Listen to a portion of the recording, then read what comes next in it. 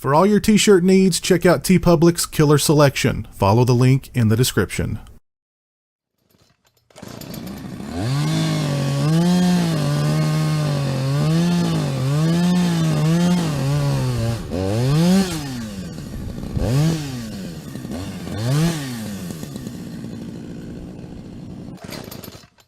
Hey, what's up people? Pizzal here, and today I want to talk to you guys about 1981's Happy Birthday to Me. And Happy Birthday to Me is another early 80s slasher movie that I've seen countless times, but I've always been kind of middle of the road on, going all the way back to the first time I saw the film on VHS. I actually bought the VHS because Happy Birthday to Me was one of the very few titles that my awesome Ma and Pa video store that I've talked about a million times on this channel did not offer to rent.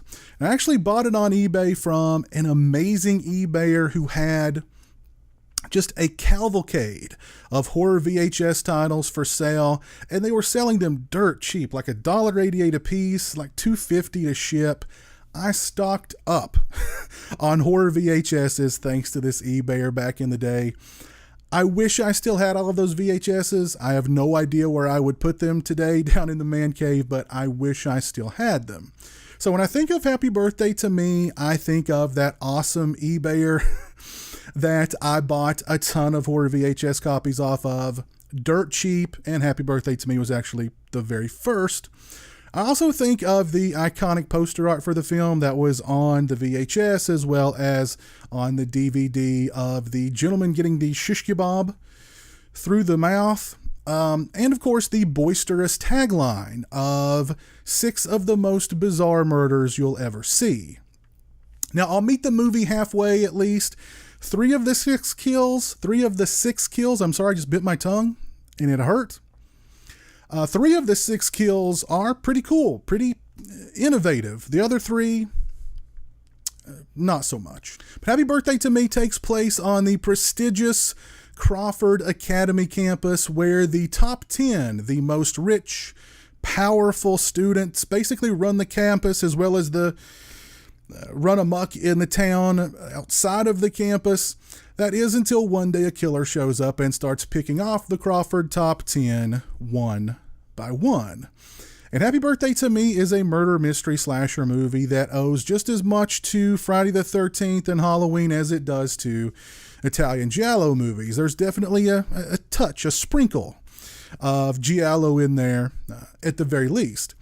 Happy Birthday to Me also stands above a lot of early 80s slasher movies for just how well made a movie it is. The movie was directed by J. Lee Thompson, who directed the original Cape Fear. He directed Guns of the Navarone, so this guy was definitely no slouch in the director's department. The movie also has a really strong cast, and we get 3 really good kills in the movie. One in particular, this kill, I would say watch Happy Birthday to Me just for this kill. And I don't want to spoil it, but I do want to describe it. Our killer happens upon a gentleman who is pumping some iron, and he puts a little too much weight on, and he's asking for a spot. However, our killer picks up a big weight and holds it over the gentleman's groin, and let's just say his trip to the gym did not end well for him. It did not end well at all. The pacing for the first 2/3 of the movie, pretty well done. The characters are interesting. None of them are particularly likable, but there's an interesting dynamic going on amongst the top 10 where they're so rich that they bet each other, but they're rich, but they're super competitive.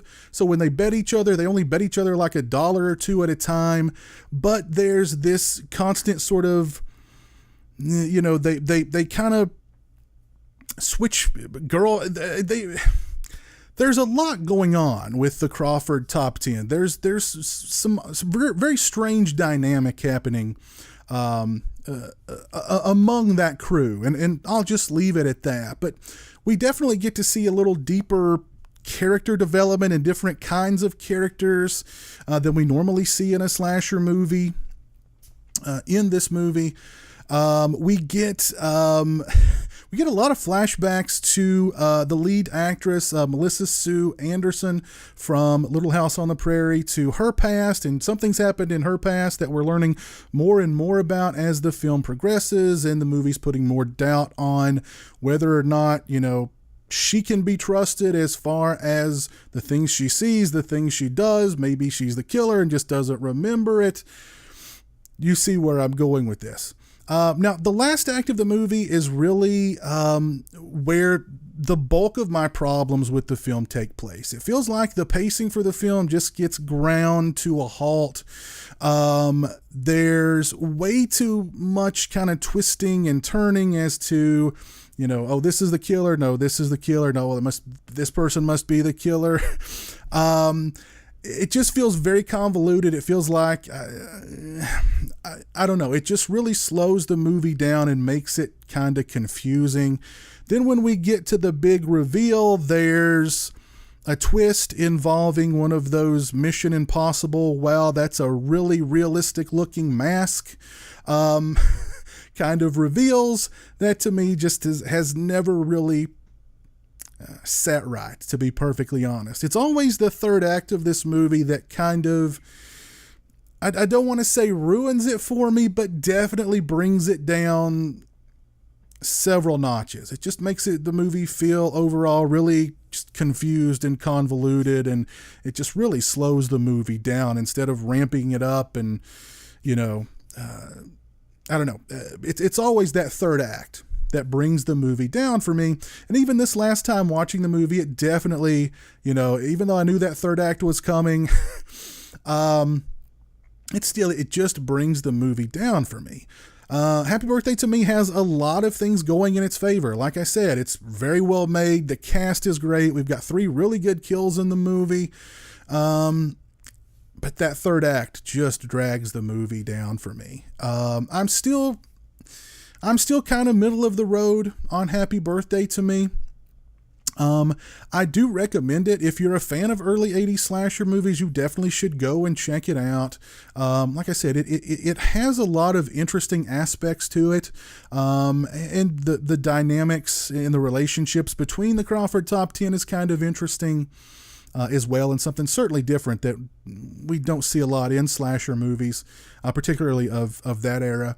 And of course, like most early 80s slasher movies, Happy Birthday to Me is, it just has that kind of purity. Again, it's not self-aware.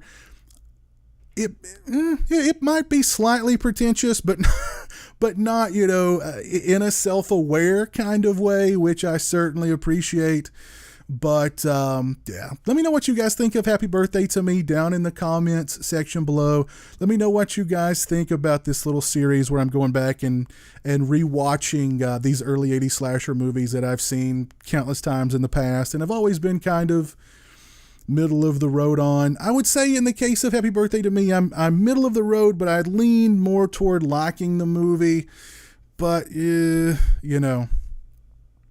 I'm somewhere middle, but leaning toward liking the movie. Put it that way. Again, if you've seen Happy Birthday to Me, let me know your thoughts on it down in the comments section below. Guys, please follow the link in the description. Check out the video that I did the other day about Support Crystal Lake. I'm doing the Support Crystal Lake fundraiser, in which I'm working with Camp Noe Bosco, the filming location of the original Friday the 13th, in an attempt to raise some funds to repair all of the screen-used cabins there at the camp that are in need of repair. So follow that link in the description. Check out that video. Please consider donating if you're a fan of the original Friday the 13th and help preserve the legacy of Friday the 13th. If you like this video, please leave it a thumbs up. If you're not following me on social media, those links are in the description. They're also right around here. As always, thanks so much for watching. I really appreciate it. Take care, and until next time, peace. Join the $1 a month club and help support my channel on Patreon. Thank you to my current patrons: Kevin Smythe, Orc145626, B-Movie Mike, Stephen Flanagan, Lori Holt, Mitch Odell, Craig Farrand, Robert Sobel, Farron Sutton, Jeremiah Lambert, Turi Delamore, Joseph Charlesworth, Grindhouse Grotto, Derek Jana, PB Sam 6, Demon Waffles, and Tim Williams.